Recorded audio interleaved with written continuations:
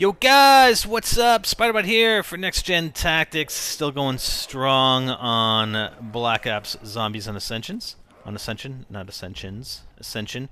We're on round 119 here. Just started. And next monkey round should be 120, 121.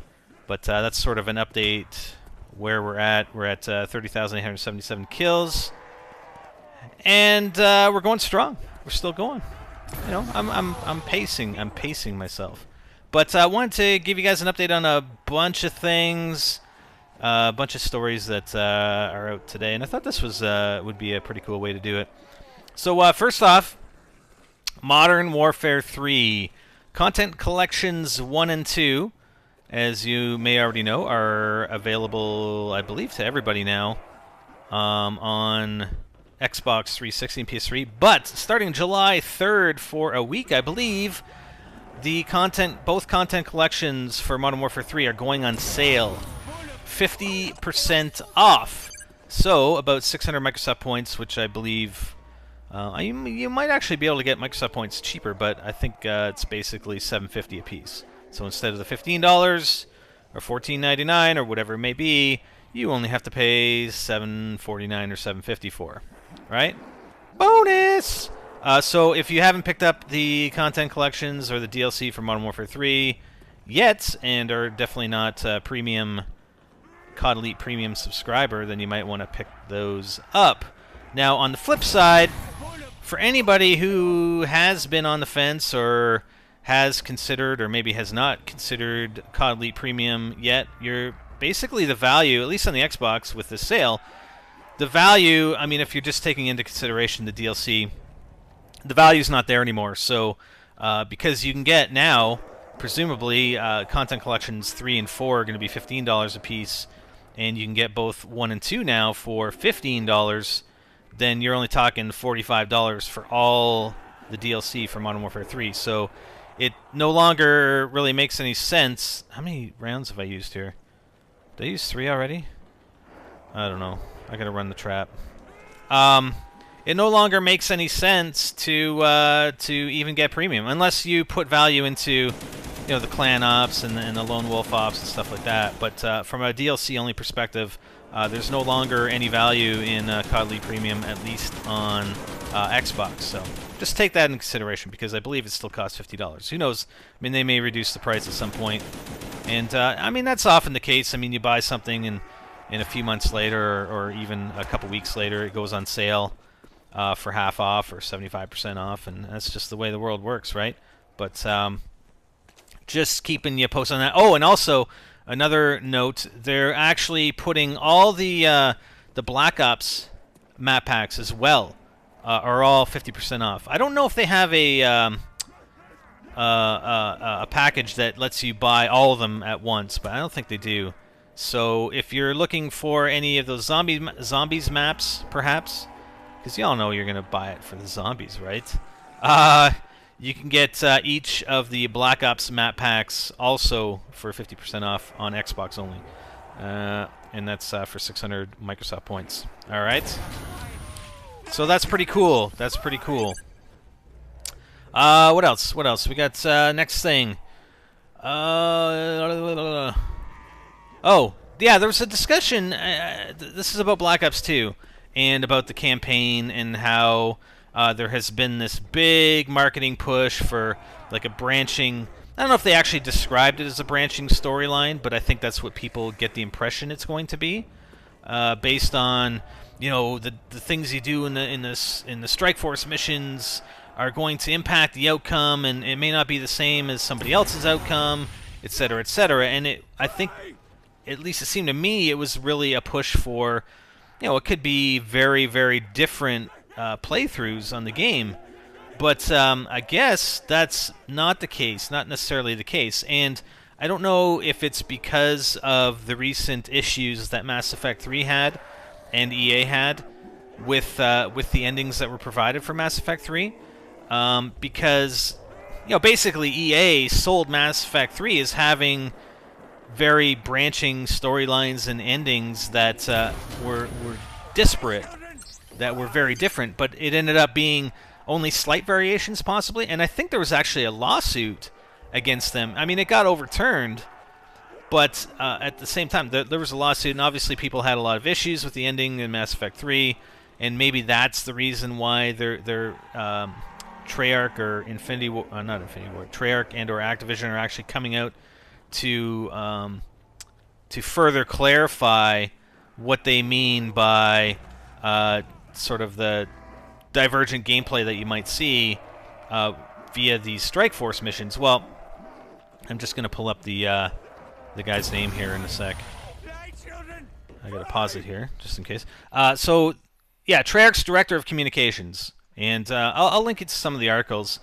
But he actually said that the Strike Force missions, yes, they're intended to be put in there to sort of break up the gameplay as you're used to in like a from Black Ops or Modern Warfare 2, Modern Warfare 3 campaign. The Strike Force missions are used to break up, I don't know if you would call it monotony, but just to break up the campaign a little bit and offer people a little bit of a different experience.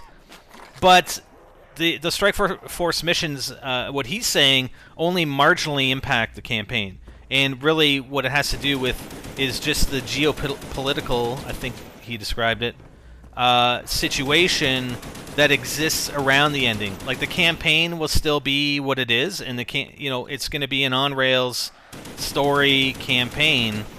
It's just maybe the underlying or the surrounding geopolitical situation will have been impacted from these Strike Force missions. So it's not like you're going to get, a bunch of alternate endings with the main characters and stuff like that. It's just going to be the surrounding environment, I guess, and maybe with certain Strike Force missions, and it is versus this guy who's supposedly pitting China against the U.S.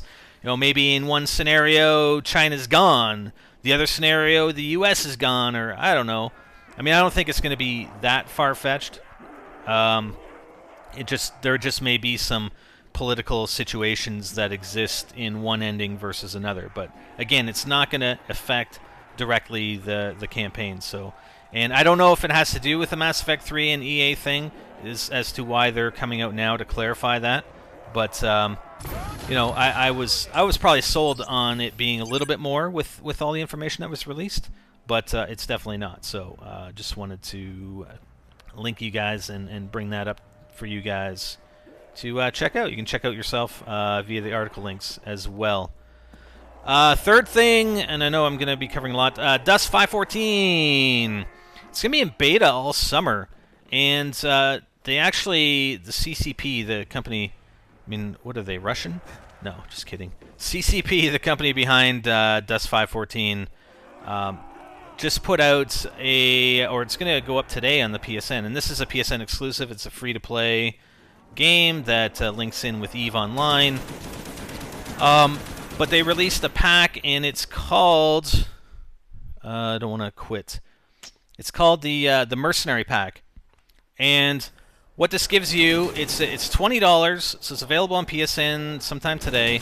It's $20, and it will get you access to all the beta events from here on in. And I think the first beta gameplay testing or whatever is going to happen this Thursday.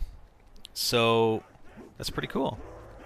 And it gives you like $50. Yeah, it's $20. So you got to pay actually $20 for this Mercenary Pack. They give you $50 worth of in-game items, and I think that's what they originally were going to price the game at when they released it, was $20. But then they decided to go with the free-to-play. So you can get access to all the beta events and beta gameplay, and you can get $50 worth of in-game items. And again, I will link you to the article so you can actually see exactly what you're getting for that $20. So I'm definitely going to go for it. I mean, I produce videos, so I definitely want to try and get in some of the beta footage and gameplay and stuff, and record that. But it may not be for you guys. I mean, again, it's a free-to-play game, so why pay $20? You're basically paying $20 for early access into the beta. But I think you can also get into the beta in other ways by registering, and I'm sure they'll have a little later on some beta access for PS Plus members, I would hope.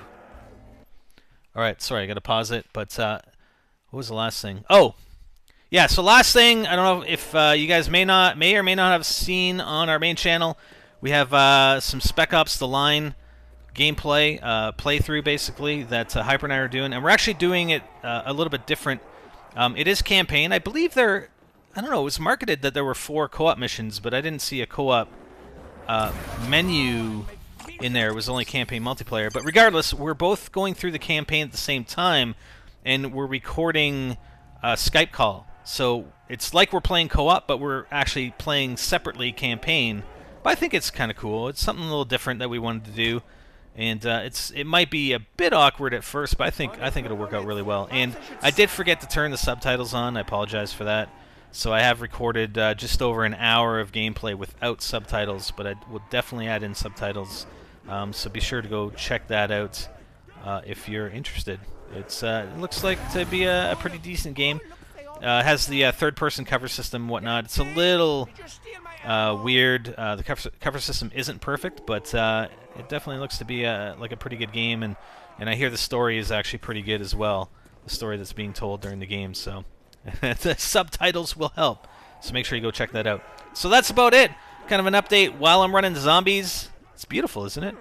So I'm still running. And make sure you go check out the live stream. The links are in the description for the live stream access. And you can come out and help support the cause for breaking world records and join in the fun and conversation and whatnot. We'll have some more interactive stuff as well as we go along here. So, and I'm done. I gotta be done because it's going far too long. I'm Spider-Bite, and I'm out.